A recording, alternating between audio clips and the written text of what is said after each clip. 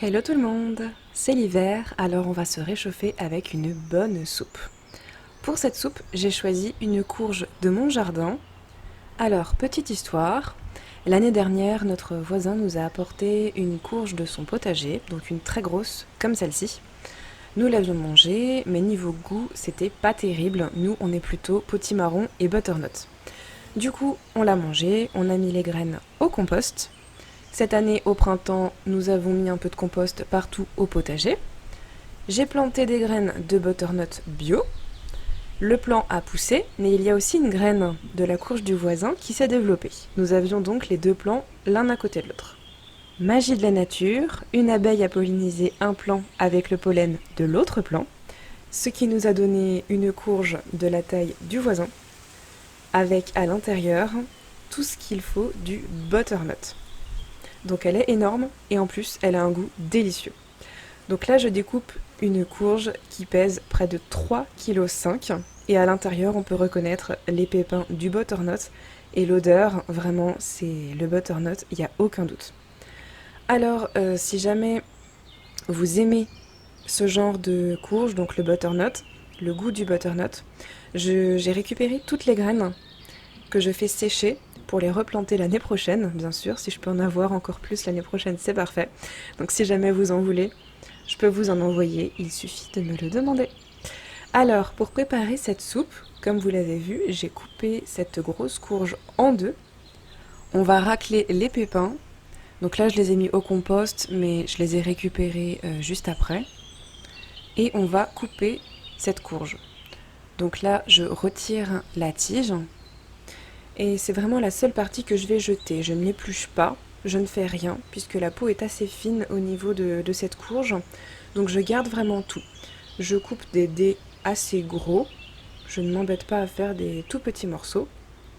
Et je vais découper la totalité de ma première moitié. Parce qu'un butternut en général, ça rentre dans ma casserole. Mais cette courge est tellement grosse que c'est impossible de faire les deux moitiés d'un coup. Donc la première moitié est ici. Je vais laisser l'autre moitié de côté. Je la découperai en dés juste après. Donc là je prends 2 bouillons cubes et je vais recouvrir d'eau et mettre à chauffer.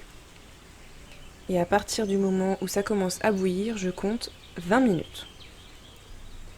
Donc là ça bout, je vais baisser mon feu et ouvrir le couvercle un petit peu et compter 20 minutes. Après ces 20 minutes de cuisson, je vais ajouter environ 200 à 250 grammes de lentilles corail. En général, je fais ça au feeling, mais rien que pour vous, j'ai fait l'effort de peser.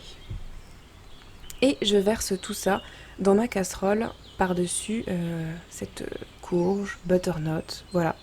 Donc comme je peux voir, au bout des 20 minutes, on peut tranquillement rentrer la fourchette dans les cubes, même à travers la peau. Et je prolonge la cuisson pendant 10 minutes encore pour que les lentilles corail partent vraiment bien en purée après. Et du coup pour l'autre moitié de ma courge, personnellement je l'ai coupée en dés et je l'ai mise au frais pour le lendemain pour refaire une soupe, mais vous pouvez très bien la congeler pour la réutiliser à un autre moment. Donc là je vais prendre une partie de ma soupe et la mettre dans le blender. Alors vous pouvez aussi utiliser le robot, mais j'ai remarqué qu'au blender, la soupe est beaucoup plus lisse qu'au robot avec l'hélice, donc j'ai pris l'habitude de faire mes soupes au blender.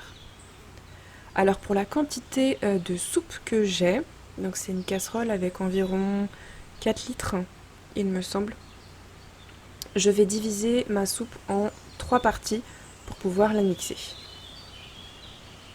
Donc à chaque fois je transvase dans un autre contenant. Et là, c'est la troisième et dernière partie. Et bien sûr, comme j'ai juste couvert mes légumes, ma courge, l'eau qu'il y a à l'intérieur suffit largement. Je n'ai pas besoin d'en ajouter et je n'ai pas besoin d'en enlever, donc je récupère vraiment tout ce qu'il y a dans la casserole. Donc là, je verse la troisième partie de la soupe. Je vais bien mélanger pour que les 3 mixages se mettent ensemble et fassent une belle soupe. un petit peu de sel et un petit peu de poivre, puisque je n'ai mis que 2 bouillons cubes. En général, c'est un bouillon cube par 500 ml d'eau. Moi, je suis à peu près à plus de 2 litres d'eau, mais je veux juste saler un petit peu, je ne vais pas donner trop de goût. Du coup, c'est pour ça que j'en mets que 2 en début de cuisson, et après, je préfère assaisonner selon nos goûts. La soupe est prête. J'ai fait griller du pain pour pouvoir préparer des croûtons maison. Et il n'y aura plus qu'à se régaler avec une délicieuse soupe au butternut. Un léger goût de noisette, c'est vraiment un régal. Si vous voulez des graines pour planter cette courge dans vos potagers au printemps prochain, n'hésitez pas à me laisser un petit message en commentaire ou par mail ou ailleurs. Tous les liens sont dans la barre d'infos sous la vidéo. Et en attendant, je vous souhaite de vous régaler avec de délicieuses soupes.